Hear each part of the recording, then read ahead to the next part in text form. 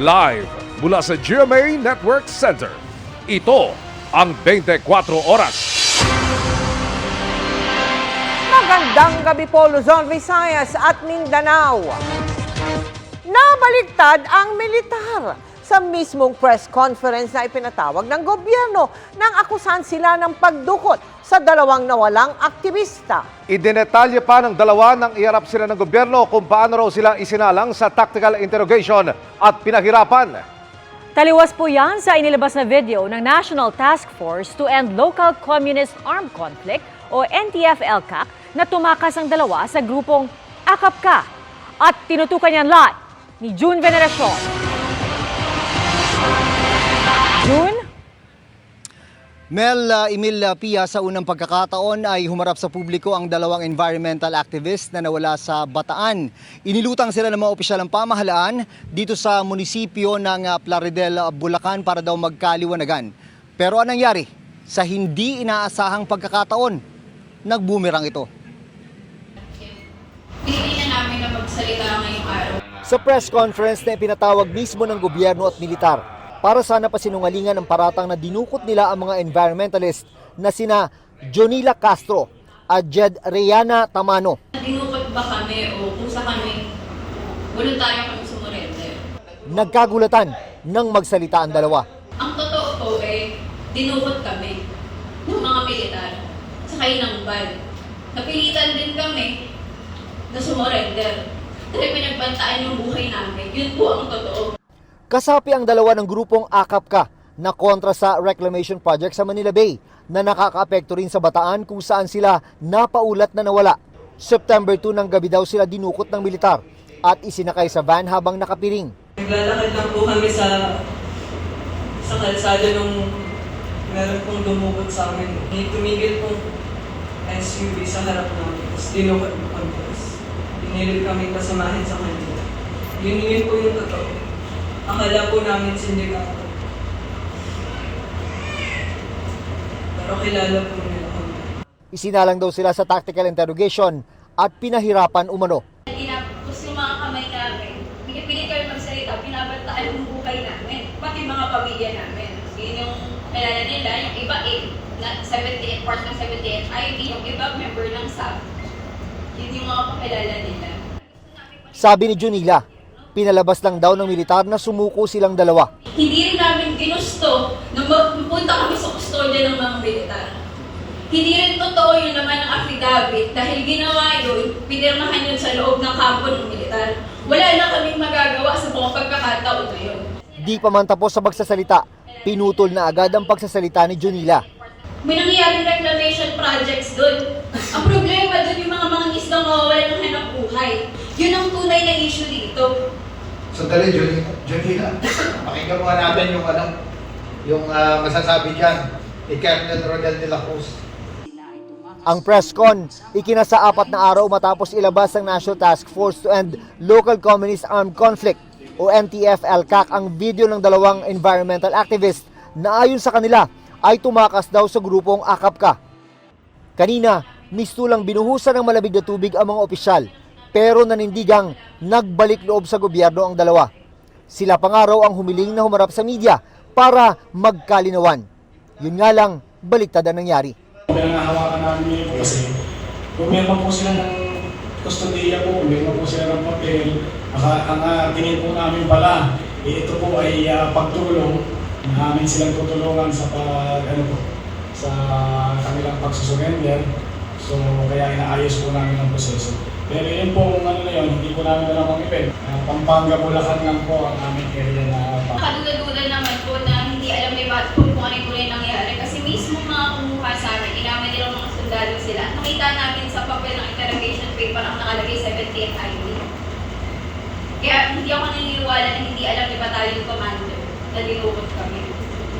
Regarding this allegation, we will stand by kung ano yung report ng AFP.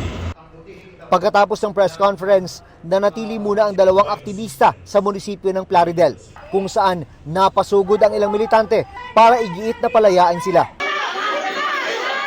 Sa gitna ng tensyon, isang pulis ang nahiwalay sa kanilang linya.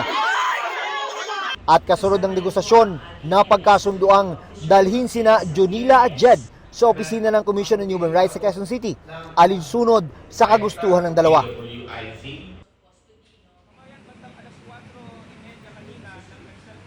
At bago mag-alas 6 ng gabi ay na-turn over na sa Commission on Human Rights sina Jonila at Jed. Doon ay nagkaroon ng pagtitipon ang ilang militanteng grupo para kondinahin ang ginawang pagdukot sa kanila. Dito naman sa munisipyo ng Plaridel, Bulacan ay tahimik na, balik na sa normal ang sitwasyon. Pia? Maraming salamat, June Veneracion. At mga kapuso, ang mga update po mula sa Commission on Human Rights, ihatid mamaya ni Mark Salazar. Pine-verify na ng ating Defense Department ang umano'y paninira sa mga bahura sa Iroquois Reef sa loob ng Exclusive Economic Zone ng Pilipinas, kung saan namataan din ang nasa 35 barko ng China. Malinaw na paglabag daw ito sa United Nations Convention on the Law of the Sea o UNCLOS. Nakatutok si Joseph Morong. September 17 na may namataan na namang tinatayang 35 Chinese Maritime Militia vessels sa Rosul o Iroquois Reef na nasa loob ng Exclusive Economic Zone o EEZ ng Pilipinas, base sa satellite image na hawak ng maritime security expert na si Ray Powell. Bahagyayang mas marami sa 32 Chinese militia vessels sa Rosul Reef noong September 15 ayon naman sa Western Command. Gayon din sa 23 namataan nitong Agosto at sa 20 namataan noong Mayo. Dito nakita ng AFP Western Command at Philippine Coast Guard ang corals na posibleng nadurog ng coral harvesting at dekada ang aabutin bago muling mabuhay. Depende sa species ng corals. Ang corals tutubo lang yan ng mga 2 centimeters or more per year. Parang kinayod na nila yung reef. Kung patay na talaga siya. Dahil dyan, posibleng wala nang balikan ng mga mangingisda roon, ayon kay maritime law expert Jay Batong Bakal. Ganun yung ginagawa nila sa Scarborough. Mga fishermen nga natin, kahit magpunta sila doon, wala silang kita. We don't have any clear proof to directly pinpoint. But what is certain is that from August 9 to September 11, dito sa area na to, minonitor natin ang Chinese Maritime Militia vessels. Pero hindi lamang mga yamang dagat ang tila nalalagay sa panganib. Ayon sa AFP Western Command, naitataboy nila ang mga Chinese militia vessels pero pabalik-balik lamang ang mga ito at tila nagtatangka raw magtatag ng presensya sa Rosul at Escoda Shoal dahil malapit ito sa Recto Bank na pinaniniwalaang mayaman sa gas at langis. Pinag-aaralang galugari ng Energy Department ang Recto Bank sa isang joint oil and gas exploration sa ilalim ng Service Contract number 72. Bukod sa langis, posible rin paghahanda ito para tuluyang gawing artificial island ang mga bahura. It also in a way paves or flattens the reef structure which can later on be paved with concrete. Ayon sa Defense Department, malinaw na paglabag ito sa United Nations Convention on the Law of the Sea at sa 2016 Arbitral Award na kumastigo rin sa China dahil sa dati nitong paninira ng mga coral at pangunguha ng mga giant clams sa EEZ ng Pilipinas. Now, we have to validate it and then we'll coordinate with the Department of Foreign Affairs so that we can file the appropriate action. Para sa GMA Integrated News, Joseph Morong, nakatutok 24 oras.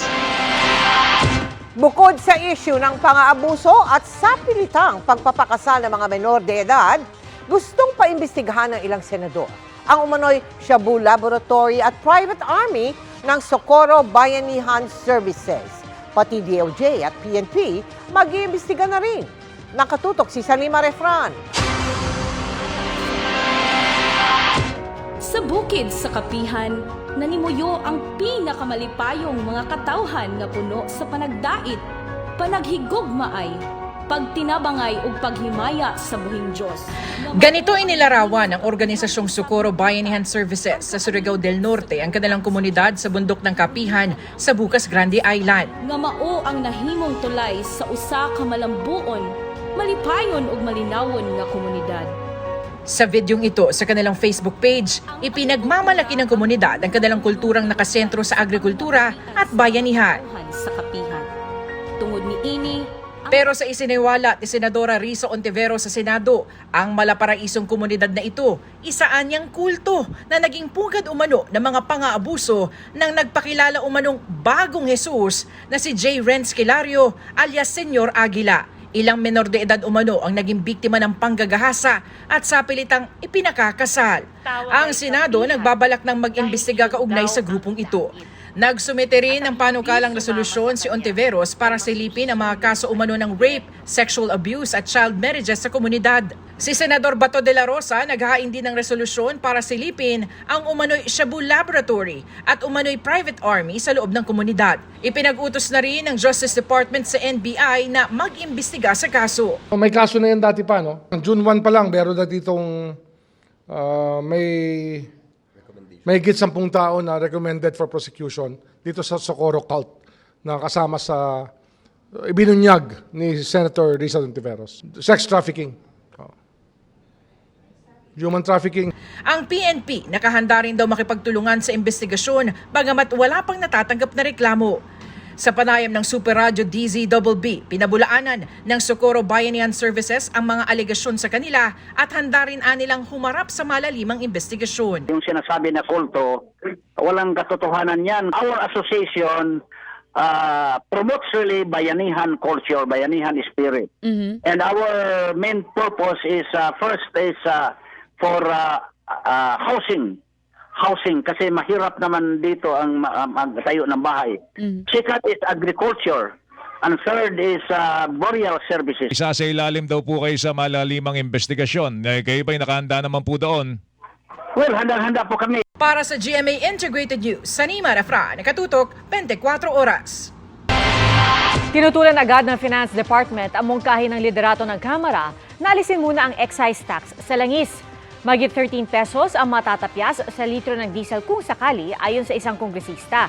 Pero malaki naman daw ang mawawala sa bilyon-bilyong pisong panggastos ng gobyerno. Nakatutok si Bernadette Reyes. 200 lang sobra ko. O, bibiyay pa ako para madagdagan yung kita kong... Gusto pa raw sana maghabol ng kita ni Mang Nicasio. Pero dahil sa big-time oil price hike na naman, na ikalabing isang sunod na sa diesel, gusto ko nang umuwi sa amin, ayaw ko naman masada. Kahapon sinabi ng House Speaker na irerekomenda nila sa palasyo na pansamantalang alisin ang excise tax sa langis hanggang Disyembre kung hanggang kailan posibleng magtuloy-tuloy ang taas presyo sa langis. Pero sabi ni Albay Representative Joey Salceda, nasa kanila sa Kongreso ang bola dahil sila ang dapat magpasa ng batas kaugnay nito. Totoo raw magmumura ang diesel ng mahigit 13 pesos at ang gas ng 17 pesos kada litro. Pero mahigit 58 billion pesos ang mawawala sa koleksyon ng gobyerno. Mas malaki pa yan sa budget ng buong hudikatura o sa mga budget ng 14 na kagawaran ng gobyerno, kabilang ang Labor, Justice, Finance at Housing Departments.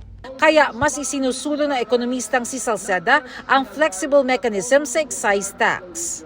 Sana flexible po ang excise tax. Pag lumampas po ng 80, unti-unting bababaan din. Pero pag bumaba ng 80, unti-unti din dadagdagan. Ang Finance Department naman, tutol sa anumang suspensyon na excise tax. Mas marami raw ang mawawalan lalo't katumbas yan ng mahigit 72 billion pesos na koleksyon ng gobyerno na pampondo sa mga serbisyo publiko. Pero katwiran ng ilan, hindi lang naman mga dekotse ang apektado ng oil price hike, kundi mga tulad ni Mang Nicasio at si Juan de la Cruz. Kapag tumataas ang presyo ng gasolina at diesel, tumataas rin ang presyo ng mga produktong pang-agrikultura kagaya ng gulay. Yung sa traktora, santraktor, lahat po kasi ginagamitan ng diesel. Ganun po, kaya pinapatong-patong din mo, kaya tumataas po ang gulay. Production cost tataas talaga. Hindi natin maiwasan yan. From pagtanim, patubig, harvest, ito is delivery sa. Ang tingin natin is mas mabuti yung fuel ang ibaba. Dahil din dyan, kaya pabor ang National Center for Commuter Safety and Protection na alisin ang excise tax. Ano na naman kaya ang nightmare na harapin natin sa susunod na Martes? Tugon ng Finance Department, mga ayuda para sa mahihirap lang ang talagang matulungan. Halimbawa, fuel subsidy sa mga apektadong jeepney driver. Pero kahit yan na matagal nang inanunsyo, hindi pa rin natatanggap ng ilan kaya may mga nagprotesta na. Yan, ayuda na yan. Puro lang pangako. Pag bumaharap kami, minsan nakipag-dialogue kami sa Barbie. Darating na raw, hanggang ngayon wala pa. Tuloy rin ang petisyon para sa 1 peso provisional fare increase na mga commuter naman ang tatamaan. Dahil meron pang mga nakaambang pagdaan sa mga dating galito para namang makapareha sa ating. Para sa GMA Integrated News, Bernadette Reyes, nakatutok 24 oras. Nakadetine sa Senado ang dating among nanakit umano sa kasambahay na si LV Vergara dahil sa paiba-iba nitong pakayag. Sa pagdinig, lumutang din ang dating kasama ni Vergara na inuutusan daw ng amo para sakta ng matanda. Nakatutok si Dano Tingkungko. Sa pagpapatuloy ng pagdinig ng Senate Committee on Justice and Human Rights kanina, na-cite for contempt si Franz Ruiz, ang dating amo ni LV Vergara na minaltrato raw ng mga ito. Ang hindi pagkakatugma-tugmang mga pahayag ni Ruiz ang nagtulak sa komite na idetene ito sa Senado. Hindi pa malinaw kung hanggang kailan mananatiling nakakulong sa Senado si Franz Ruiz. A detention order be issued to Mrs. Franz Garcia Ruiz for continuously evading the questions propounded by the members of this committee, as well as falsely testifying under direct examination by committee. Nauna munang nagmosyon si Senador Jinggoy Estrada na ikulong sa Pasay City Jail si Ruiz pero binawi rin ito. Bago ito, humarap din sa pagdinig ang mga dating kasamahan ni Vergara na sina JM, Dodong Dimines at John Patrick Simbao na nagpatotoo sa pananakit daw ng mga dating amo sa dating kasambahay. Si Dodong ang umano'y nakatanggap ng pananakot sa mga hindi kilalang lalaki sa Paluan, Occidental, Mindoro. Kailan mo nakitang binugbog si Aling LV ni Madam Franz? Simula po nung pumasok po ako. Gaano kadalas? Minsan po paggabi. Yung sinisipa-sipa po. Tapos sinasapok ko yung ulo. Gaano kadalas? Araw-araw? Gabi-gabi? Paggabi po, pag minsan mainit po ang ulo. Bakit mainit ang ulo niya? Hindi ko po alam eh. Halos gabi-gabi, sinusuntok niya si Manang LV. Tama po ba ko? Ha? Opo. Sabi pa nila may pagkakataong inutusan daw sila ng kanilang amo na saktan si Aling LV. Inuutusan po ako pero di ko po ginagawa. Ano ba inutusan? Sabi niya po na sapukin ko daw po. Sapukin mo? Oo. Ano sinabi mo sa amo mo? Sabi ko po ayoko puti. O anong nung umayaw ka sa utos ng amo mo, ano sinabi ng amo mo? Wala naman po. Kayong tatlo dyan na witness, obserbahan ba nyo na may pagkabuang-buang ito si LV? Hindi po. Ikaw, John Mark? Hindi rin po. Ikaw, Dodong? So, natural, normal, nasa tama pag-isip si LV. So, kasalungat yung obserbasyon ninyo sa obserbasyon ng amo ninyo. Sinuntok daw. Tinanong ko po silang dalawa kung bakit ka ako sinuntok mo naman? Kasi sabi niya, ginamit yung gamit ko, ginamit yung brief ko, ginawang basahan yung mga damit ko. Yun po ang sabi sa akin, Your Honor. JM, sinuntok mo ba? Hindi po. Ang sinabi mo kanina sa pahayag mo kanina, tinatanong kita, natabig mo sa inis mo dahil ginamit yung damit mo bilang basahan. Opo. Pero ang sinasabi nitong amo mo ngayon, sinuntok mo sa mukha. Hindi po totoo yun. Ha? Hindi po totoo. Sinungaling po siya. O bakit hindi mo siya tinanggal? Pinag-usap ko po silang dalawa, tumingi naman siya ng pasensya kay Ate LB, pinagbigyan naman po naman ang Ate LB, kaya pinabayaan ko na po sila, total magkaayos naman silang dalawa. Isa sa ilalim din sa polygraph test ng NBI ang mag-asawang Ruiz, ang mga dating kasambahay at barangay chairman Jimmy Patal. Sa hiling din ni Ruiz, nagsagawa ng executive session para sa testimonya ng kanyang anak na itinuro rin ni Aling LV na nanakit sa kanya. Para sa GMA Integrated News, Dano Tingkungko, nakatutok 24 oras.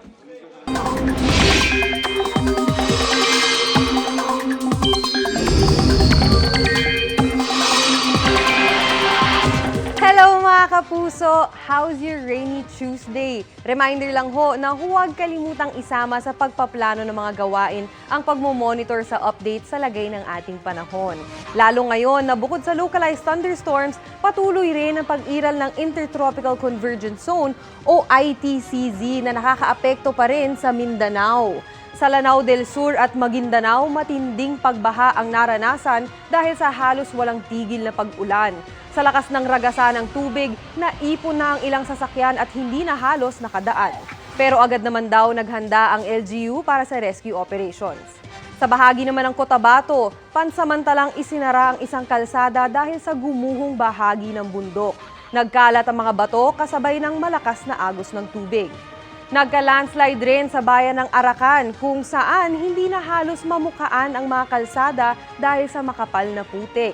May mga natumba ring puno at nalagyan din ng putik ang ilang sasakyan. Nagbayanihan naman ang mga residente para agad na malinis ang daan. Posibleng maulit ang mga pag-ulan bukas base sa datos ng Metro Weather. Bago magtanghali, may mga kalat-kalat na ulan na sa ilang lugar. Pero sa hapon, malawakan na ang pag-ulan at halos buong Mindanao na ang makakaranas niyan. Kaya sa mga kapuso natin dyan, maging alerto sa posible na namang pagbaha o pagguho ng lupa. Malaking bahagi rin ng Visayas ang uulanin bukas, lalo na pagsapit ng hapon. May heavy to intense rains katulad dito sa Samar at Leyte provinces, Cebu at Bohol, pati sa Negros Province at lalo na sa Antique, asahan ang malakas na ulan dyan. Silipin naman natin sa Luzon dahil posible pa rin ang ulan sa Ilocos Region, Cagayan Valley, Central Luzon at Calabarzon. May pag-ulan din sa Mimaropa at Bicol Region kung saan mataas ang tsansa ng malalakas na ulan. Sa Metro Manila, posibleng umulan ulit bukas ng hapon. Inaasahan huyan sa Caloocan, Quezon City at Marikina. Pero may tsansang maging malawakan na ang ulan pagsapit ng gabi. Kaya mga kapuso, make it a habit na rin na i-check ang thunderstorm advisories ng Pag-asa at laging mag-iingat. At yan muna ang latest sa lagay ng panahon. Ako po si Maureen Shrivers para sa GMA Integrated News Weather Center. Kami ang inyong maasahan, anuman ang panahon. Mga kapuso, Paskong Pasko na sa maraming lugar sa Pilipinas na may longest Christmas celebration sa buong mundo. Pero isa raw ang maituturing na Christmas capital of the Philippines base sa panukalang lusot na sa ikatlo at huling pagbasa sa Kamara. Tinutukan yan ni Maki Pulido. Makulay at nagagandahang pampaskong dekorasyon, naglalakihang parol, at magagarbong Christmas attraction. Talagang mapapasabi kayo ng masayang Pasko kikayungan o maligayang Pasko sa inyong lahat. Sa Christmas vibes na hatid ng mga dinarayong atraksyon sa Pampanga lalo tuwing holiday season. Pagpasok pa lang ng Burr months, dama na agad ang Pasko sa bansa na ginagawa pang extra special ng mga Kapampangan sa kanilang lantern making tradition. Bida ang mga tatak Pinoy na parol lalo sa taunang Giant Lantern Festival. Kaya tuloy-tuloy lang ang paghahatid nito ng liwanag tuwing Christmas season. Ngayong inaprubahan na rin sa ikatlo at huling pagbasa ng Kamara ang House Bill No. 6933 o panukalang ideklara bilang Christmas capital ng bansa ang Pampanga. Unanimous ang boto ng mahigit 200 mambabatas. Nakapaloob sa panukala na dapat i-feature ng Department of Tourism ang Pampanga bilang Christmas capital sa national at regional promotion programs nito. Ang ilan naming nakausap, approve at proud pa sa pagkilalang ito sa Pampanga. Siyempre masaya. Isipin mo magiging Christmas capital. O dadayuhan yung Pampanga. Ibig sabihin, develop na yung Pampanga. Mas maraming magiging interested sa province po natin. Mas marami pong pupuntang tourist dito. Maganda kasi dito ginagawa yung lantern festival. Para sa GMA Integrated News, Maki Pulido nakatutok 24 oras. Halos kalahati ng mahigit 5 trilyong pisong 2024 proposed budget ang uutangin dahil hindi kayang pondohan ng gobyerno. Sabay pa riyan ang pagdami ng mga ahensyang humingi ng confidential fund na umaabot na sa mahigit 10 bilyong piso. Yan ang tinutukan ni Sandra Aguinaldo. Sa plenary deliberations para sa proposed 2024 national budget sa Kamara, naging mainit ang talakayan kaugnay ng pagre-release ng Office of the President ng 125 million pesos sa budget ng Office of the Vice President noong 2022 na tinawag na confidential fund. Punto ni ACT Teachers Party List Representative Franz Castro, labag daw ito sa batas dahil ang pwede lang makatanggap ng confidential fund ay government agencies na may malinaw na budget allocation para rito. Pero wala raw ganitong item sa budget ng OVP noong 2022. May sagot dito si Marikina Representative Stella Kimbo, sponsor ng budget na nakatalagang magdepensa rito. So ang OVP ba in 2022, is it entitled for the confidential fund? One can force her opinion, but one cannot force her facts. Una sa lahat, maling bahagi ng libro ang tinitignan po ninyo. Maliwanag, nagdeklara ang Supreme Court na ang contingent fund ay isang line item appropriation. Madam Speaker, So, ibig wala sabihin tayo nun- dun sa contingent fund. So, ibig sabihin nun, Hindi po natin pinag-uusapan dito. Please yung allow the contingent sponsor fund. to finish your statement. No. Kasi po, Madam Speaker, ang tinatanong ko lang dito kung meron o wala. Magkaiba ang contingent fund at confidential fund. Ang contingent fund ay pondong inilaan para sa bago at urgent na pangangailangan ng mga ahensya o kagawaran ng gobyerno. Habang ang confidential fund hindi nakadeklara sa budget kung saan gagamitin at hindi rin isinasa publiko kung paano ito ginamit. Paliwanag ni Kimbo, galing sa contingent fund ng Pangulo ang pondong inilipat sa OVP. Napunta raw ito sa bagong pangangailangan ni Vice President Sara Duterte dahil bago lang ito sa pwesto noon at ito raw ay hindi labag sa batas. so yun lang po ang kailangan, na merong new or urgent activity or project. At pinakita natin na merong ganong klaseng activity at ang pangalan ng activity na yon ay yun na nga po, good governance, engagements, etc. Sa ilalim ng proposed 2024 national budget, mas maraming ahensya ng gobyerno ang humihingi ng confidential fund na umaabot sa mahigit 10 bilyong piso. Ang kadalasang punarian ay mas maluwag kasi ang auditing ng pondong ito, kaya may nangangambang baka masayang lang ang pondo ng taong bayan. Isinulong nga ni Albay Representative Edsel Lagman ang pagkakaroon ng pulisiya para linawin kung anong government agency lang ang pwedeng humingi ng confidential fund at gawing mas transparent ang reporting nito. In order to foreclose this proliferation on the utilization of the contingent fund, I am proposing that it is opportune for us now to delimit strictly the utilization of these contingent funds. I agree to better audit and increase transparency for these funds. Ang kabuang budget ay nagkakalaga ng 5.768 trillion pesos pero ayon kay Kimbo, hindi lahat ay kayang pondohan ng gobyerno. Kaya 2.46 trillion pesos ang uutangin o katumbas ng 43% ng budget. Mas malaking bahagi raw naman o 75% ang uutangin sa mga local sources at 25% sa ibang bansa. Para sa GMA Integrated News, Sandra Aguinaldo, nakatutok, 24 oras. Libo-libong sako ng smuggled na bigas ang ipinamahagi sa Zamboanga City. At doon sinagot din ng Pangulo ang tanong kung posible pa rin maging 20 pesos ang presyo ng bigas. Nakatutok si Efren Mamak ng GMA Regional TV, 1 Mindanao.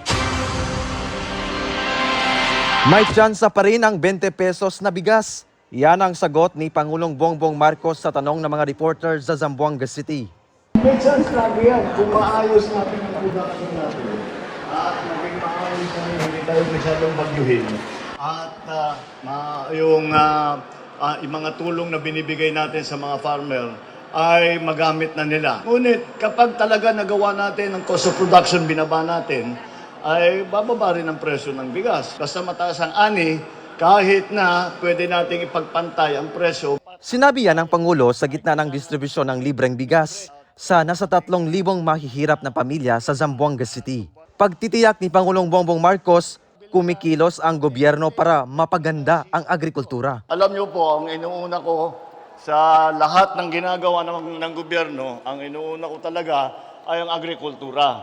Kaya't pagpatuloy natin na may sapat tayo na pagkain para sa buong Pilipinas at bukod pa doon ay kailangan ay kayang bilhin at hindi masyadong mahal, kayang bilhin ng ating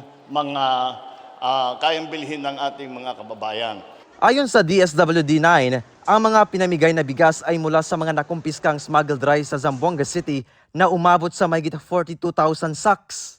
Ayon kay PBBM, mahigpit nilang babantayan ang pagpasok ng mga smuggled rice na nakaapekto sa supply at presyo ng bigas sa bansa. Kailangan natin higpitan ang pagbantay sa mga illegal na imported o smuggled na bigas. Kasi po, ang nangyayari po, itong mga smuggled na bigas, yung may-ari niyan, hindi po nila ipagbibilihan. Mag-aantayan, iipitin nila yung supply hanggang tumaas ang presyo. Namigay din ang bigas sa Sibuco, Zamboanga del Norte at Tungawan sa Zamboanga, Sibugay. Para sa GMA Integrated News, Efren Mamak ng GMA Regional TV 1 Mindanao, nakatutok 24 oras. Nakipagpulong sa Commission on Human Rights ang dalawang environmentalist na umunoy dinukot ng mga militar. Nagbabalik at nakatutok doon live si Mark Salazar. Mark?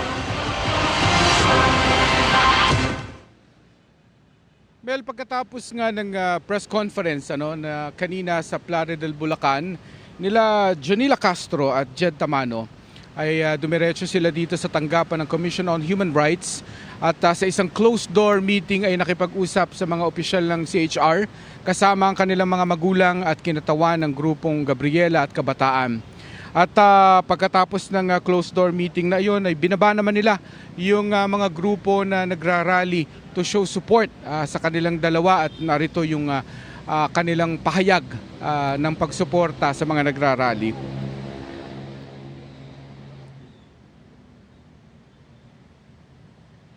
Ituloy yung laban sa pagpapatigil sa mga reklamasyon, ipagtanggol yung karapatan kabuhayan ng mga mangingisda sa Manila Bay. Ituloy natin ang lahat ng pakikibakang isinasagawa natin ngayon. Maraming salamat talaga.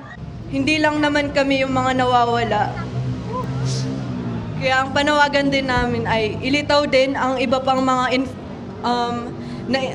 enforced disappearances na alam naman natin kung saan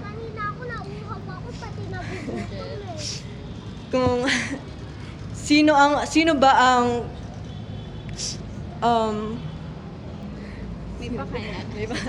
may pakana sa mga lahat ng ito. Ayun.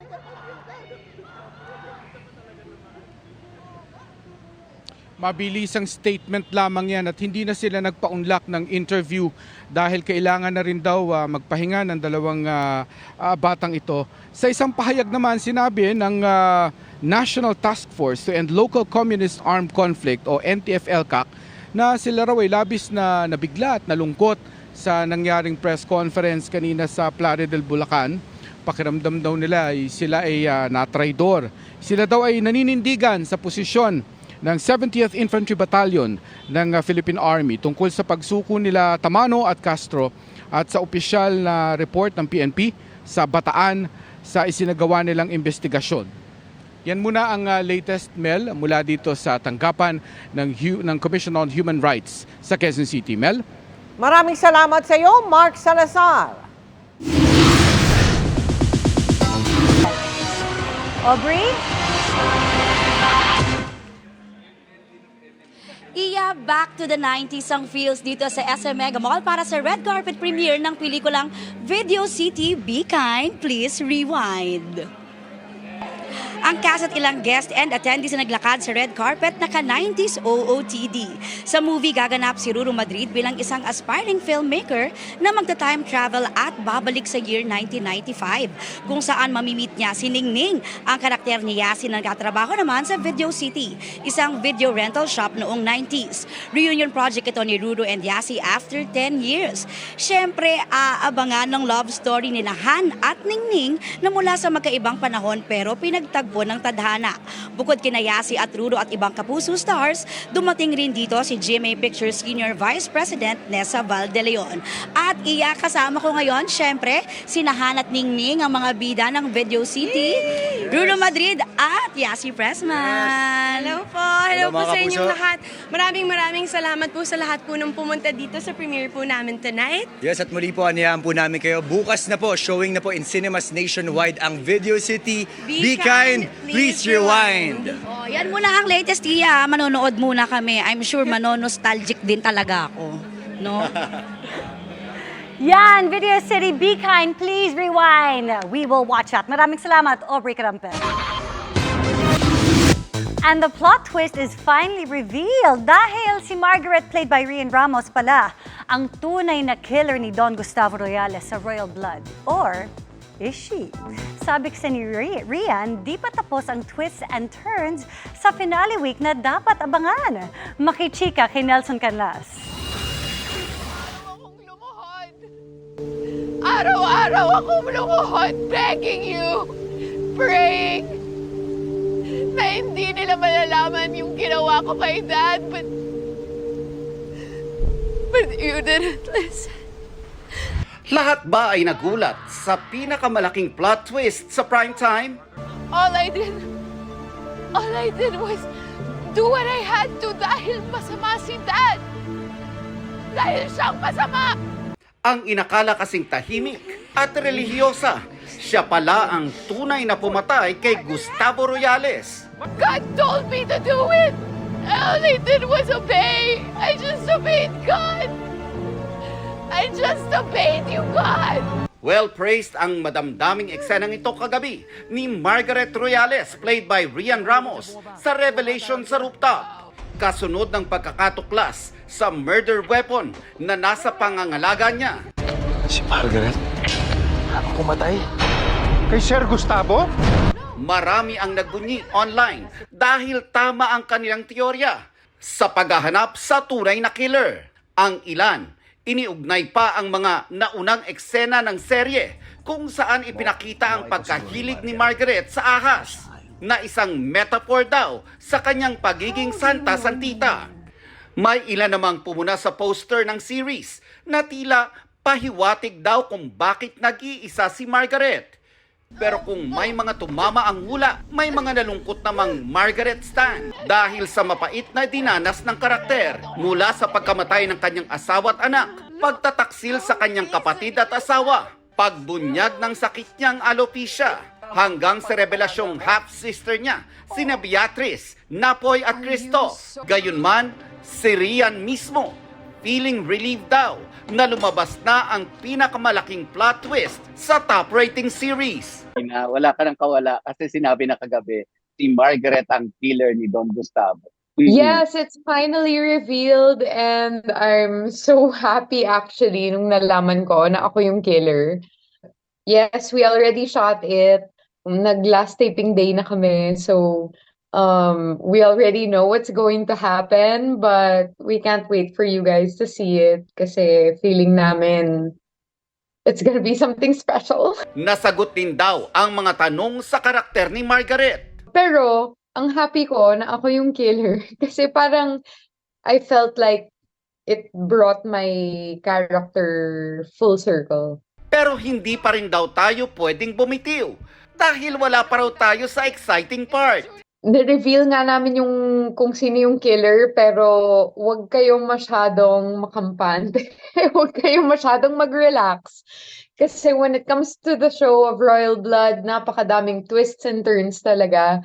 And magtaka na kayo kung bakit ngayon pa lang na-reveal namin yung killer tapos Friday pa yung ending namin. Ibig sabihin marami pang mangyayari. Nelson Canlas, updated sa Showbiz Happenings. Ahay, exciting yun, ha? Maraming salamat sa iyo, Iyang. At yan ang mga balita ngayong Martes. Ako po si Mel Tiangco. Mga kapuso, 97 days na lang at Pasko na. Ako po si PR Kanghel para sa mas malaking misyon. Para sa mas malawak na paglilingkod sa bayan, ako po si Emil Sumangil. Mula sa GMA Integrated News, ang News Authority ng Pilipino. Nakatutok kami 24 oras.